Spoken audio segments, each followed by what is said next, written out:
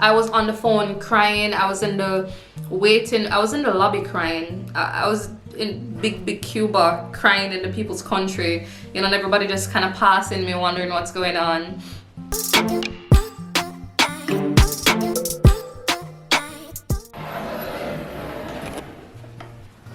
Okay. Oh my god, it's snowing! Oh, it's so pretty. It's cute, like it's not the winter snow yet, but it's just but it's just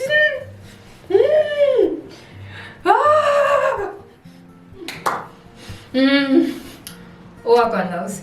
It is cold as hell, and I'm going to go inside and show you and tell you all about how to move to Sweden. Alright? So so powered.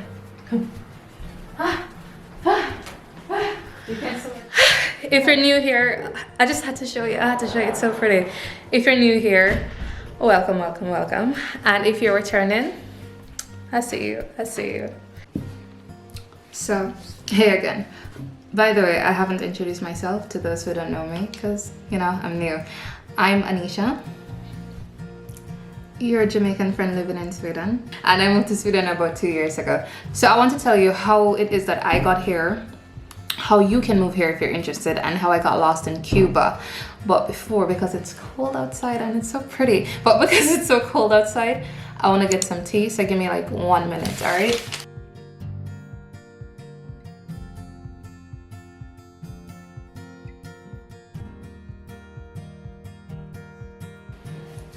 Okay. So my tea is ready, and we are going to move to a better light.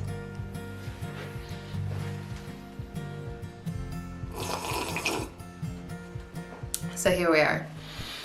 I'm originally from Jamaica, as I've said many times. I'm going to tell you how hard it was for me to get here. And I got lost in Cuba and how long it took. So if you're thinking about moving to Sweden, then I hope this helps you.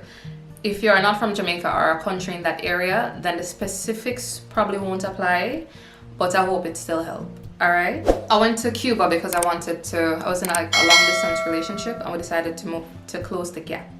That's how I ended up in Sweden. Long distance, interracial kind of, I know. I went to Cuba because we wanted to spend both of our birthdays together. My birthday was in, I think, December. His is in May. I think my birthday's in December, I know. And his is in May. And we wanted to spend the 6 months together. And in order to do that, I'd have to get a temporary residency of 6 months. You can only get that at an embassy, and Jamaica doesn't have a Swedish embassy.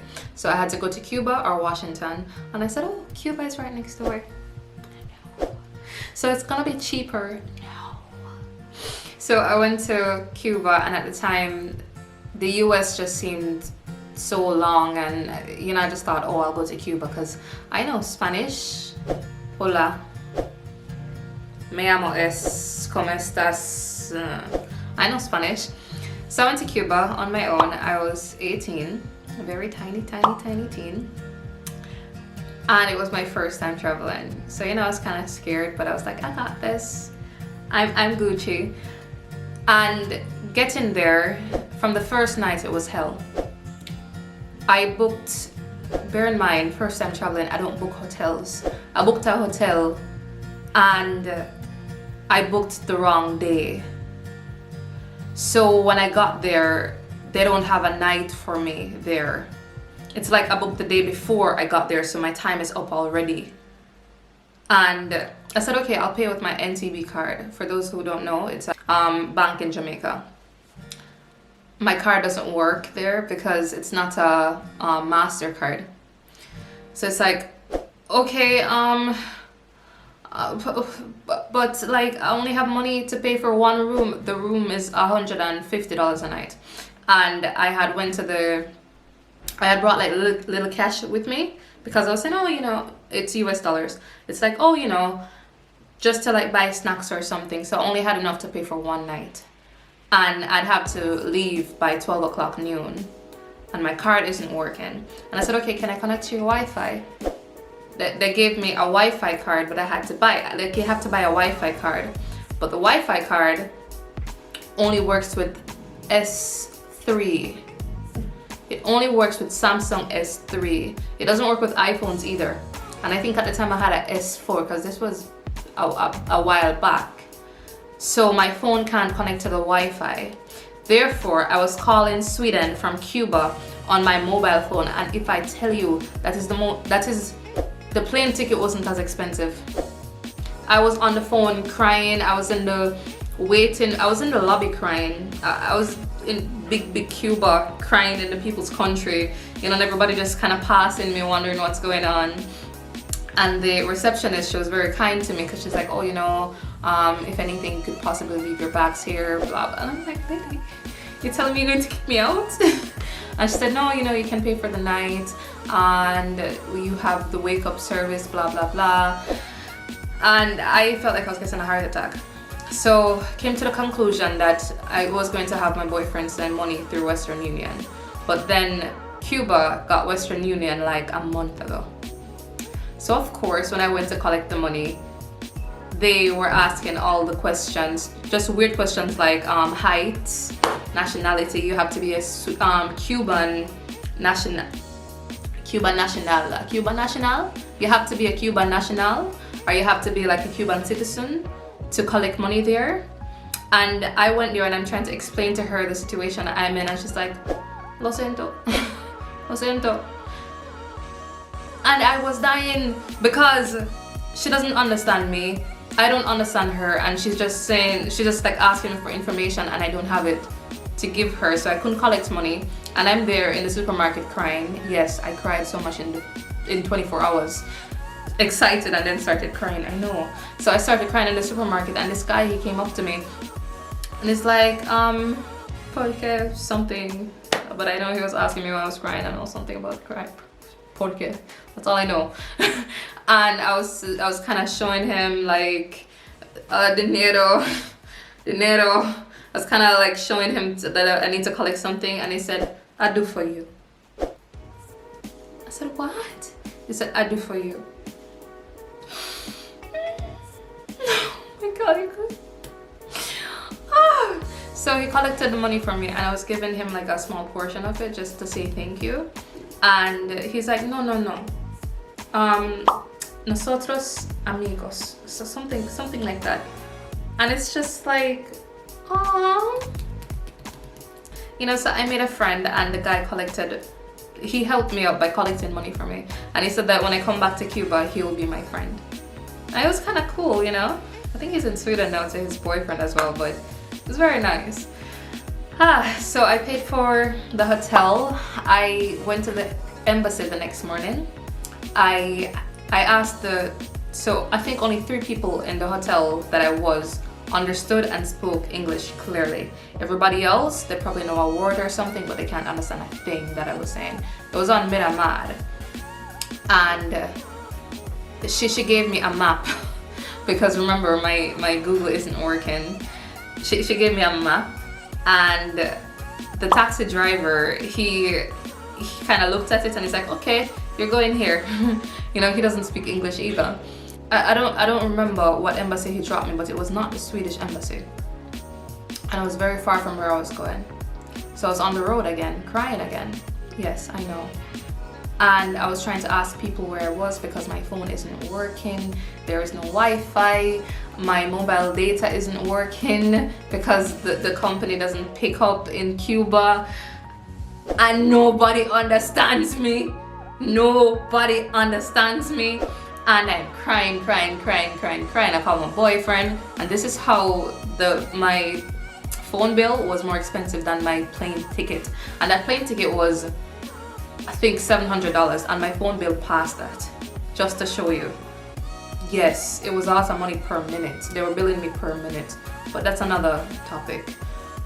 And there's like a garbage truck person, and he asked me what's wrong, and I was like, oh my God, you understand me? You understand me? And he said, yeah, the reason why he has this job is because he doesn't speak Spanish and blah blah blah, and he just came there. So I asked him where this is, and he took his phone out because he has a Wi-Fi card and he has a S3, so it works. and he looked it up for me, and then he stopped a taxi and told the taxi to bring me there.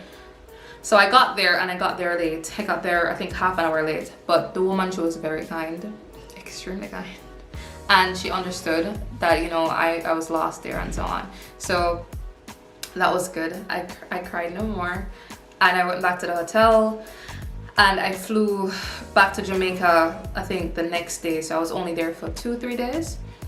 I got some cute pictures though. But then I went to Sweden, I think 4 days after I got to Jamaica. I went to Sweden 4 days after. All right, so now here comes the moving to Sweden part. So boom, I'm in Sweden now, and after spending 6 months to especially to show that it's legitimate, because you can't just say, oh, it's my boyfriend. I think Kim and Alex are having the same issue, where you have to show legitimacy to a point. You have to send personal text messages, you have to send intimate things to show them that, yeah, we're actually together, it's not a scam. So spending 6 months together, also photos and so on. I had to go, when I went back to Jamaica, I wasn't allowed to be in the Schengen area for another 1.5 years. So I waited, it was 2 years waiting time. I mentioned this in a previous video, that it took me 2 years to wait for like an answer from the migration agency. And I became a temporary resident. Then I came to Sweden, and the good thing about, I think a very amazing thing about Sweden is that they have this free school that they call SFI, but in Sweden they pronounce it SFE because I is E. So SFE, and they teach you how to integrate into the Swedish society, and they also teach you Swedish. So any Swedish that you've heard me speak, I've learned it from my month in SFE. It's pretty good, you know. So after living here for 2 years, because, you know, I was a temporary resident first, I became a full-time resident.